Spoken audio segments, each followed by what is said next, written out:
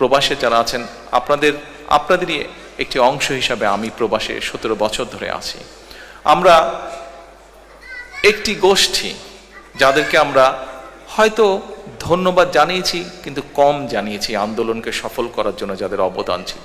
অর্থাৎ প্রবাসীদের বিপুল সংখ্যক মানুষ যার যার অবস্থান থেকে সেই আন্দোলনকে সফল করার জন্য বিভিন্নভাবে অবদান রেখেছেন। আন্তরিকভাবে প্রবাসীদেরকে আমি ধন্যবাদ জানাতে চাই। যে একটি বিপ্লবের মাধ্যমে, যে একটি রক্তক্ষয়ী আন্দোলনের মাধ্যমে দেশে এই পরিবর্তন এসছে, আমরা রাজনৈতিক দলের পক্ষ থেকে বিভিন্ন সময় এই আন্দোলনকে সফল করার জন্য দেশের প্রতিটি শ্রেণীর পেশা মানুষকে ধন্যবাদ জানিয়েছি। কারণ একজন রাজনৈতিক কর্মী হিসেবে আমি বিশ্বাস করি যে গত বছর 5ই আগস্ট যে বিজয় আমরা অর্জন করেছি, এই বিজয়টি কোনো একক কোনো সংগঠন বা কোনো দলের দ্বারা সম্ভব ছিল না। সমাজের সর্বস্তরের মানুষ, প্রত্যেকটি শ্রেণী পেশার মানুষ রাজপথে নেমে এসেছিলেন বলেই এই আন্দোলনটি সফল হয়েছে, বাংলাদেশ স্বৈরাচার মুক্ত হয়েছে।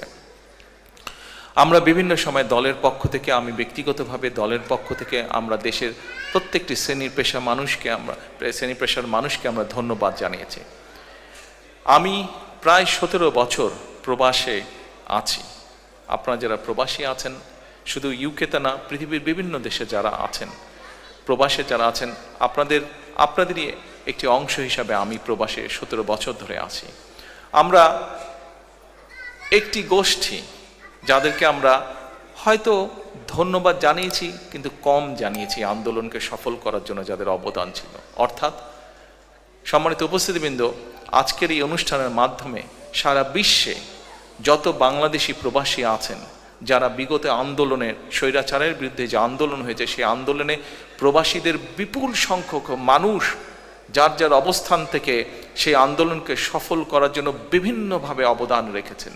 দেশের রাজনৈতিক নেতাকর্মীদেরকে সহযোগিতার মাধ্যমে, সোশ্যাল মিডিয়ার মাধ্যমে, মানুষকে উদ্বুদ্ধ করার মাধ্যমে বিভিন্নভাবে প্রবাসী মানুষেরা, আমাদের দেশের বাংলাদেশি প্রবাসীরা সহযোগিতা করেছেন, সাহায্য করেছেন।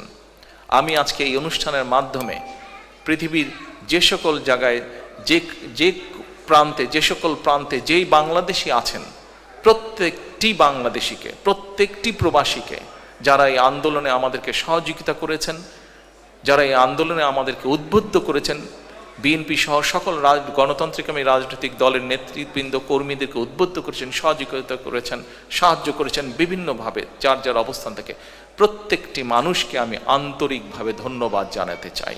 আন্তরিকভাবে প্রবাসীদেরকে আমি ধন্যবাদ জানাতে চাই দেশকে স্বৈরাচার মুক্ত করার জন্য। প্রবাসীদের কাছে আমি আহ্বান জানাবো, আপনারা যেভাবে দেশকে গড়ে তুলতে সাহায্য করেছেন অতীতে, ইনশাল্লাহ আগামী দিনে গণতান্ত্রিক যে সরকার আসবে, সেই সরকারকেও আপনারা সহযোগিতা করবেন, যাতে দেশকে যারা আসবে তারা যাতে দেশকে সামনের দিকে এগিয়ে নিয়ে যেতে পারে। পরিশেষে আবারও সকলকে আন্তরিকভাবে ধন্যবাদ জানিয়ে আমার বক্তব্য শেষ করছি। আল্লাহ হাফেজ। সম্মানিত সভাপতি, মঞ্চে উপস্থিত ওলেমা মাশায়েখগণ, সম্মানিত ওলেমা মাশায়েখগণ, মঞ্চে উপস্থিত অতিথিবৃন্দ এবং আমার সামনে উপস্থিত আমন্ত্রিত অতিথিবৃন্দ,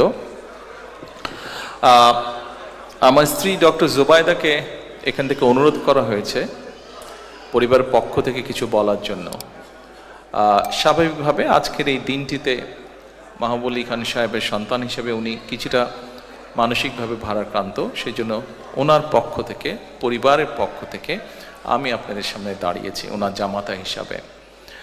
আমি প্রথমে আজকের অনুষ্ঠানের এই আয়োজকবৃন্দ যারা আছেন সকলকে একটা আজকের এই সুন্দর অনুষ্ঠানটি আয়োজন করার জন্য সকলকে আন্তরিকভাবে পরিবারের পক্ষ থেকে ধন্যবাদ জানাতে চাই।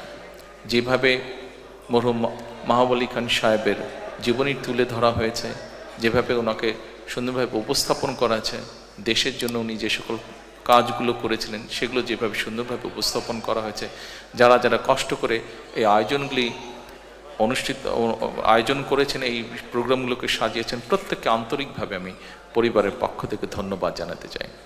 সম্মানিত উপস্থিতিবৃন্দ, আমার যেহেতু একটি আলাদা পরিচয় আছে, আমি একজন রাজনৈতিক কর্মী, স্বাভাবিকভাবে যখন আপনাদের সামনে দাঁড়িয়েছি একটি দুটি কথা 1 মিনিট সময় হয়তো আমি নিব। এখানে কথা এসেছে মরহুম মাহবুব আলী খান সাহেবের বিষয়। উনি একজন দেশপ্রেমিক মানুষ ছিলেন, দেশের জন্য উনি কাজ করেছেন।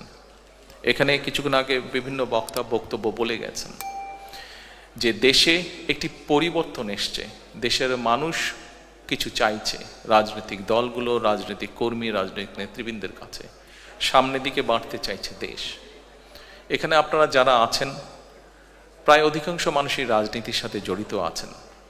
আমরা যারা রাজনীতি করি, আমরা রাজনীতি করি দেশের মানুষের জন্য, দেশের মানুষের পাশে দাঁড়ানোর জন্য। আমি সকলকে অনুরোধ করব যে আসুন, আমাদের যেই সুযোগটি এসছে দেশের মানুষের পাশে দাঁড়ানোর জন্য, আমাদের যেই সুযোগটি এসছে দেশকে সামনে এগিয়ে নিয়ে যাবার জন্য, আমরা সেই সুযোগটিকে কাজে লাগাই। আমরা আমাদের কাঙ্ক্ষিত, শহীদদের কাঙ্ক্ষিত যে বাংলাদেশের জন্য তারা নিজের প্রাণকে উৎসর্গ করেছেন, সেই বাংলাদেশকে যাতে আমরা ধীরে ধীরে গড়ে তুলতে পারি। আপনি কি বৈধভাবে কর্মী হিসেবে বিদেশে যেতে চান? আপনি কি রেমিটেন্স যোদ্ধা হিসেবে প্রবাস জীবনযাপন করছেন? আপনার জন্য প্রয়োজনীয় এবং জরুরি সকল তথ্য হাতের মুঠোয় পাচ্ছেন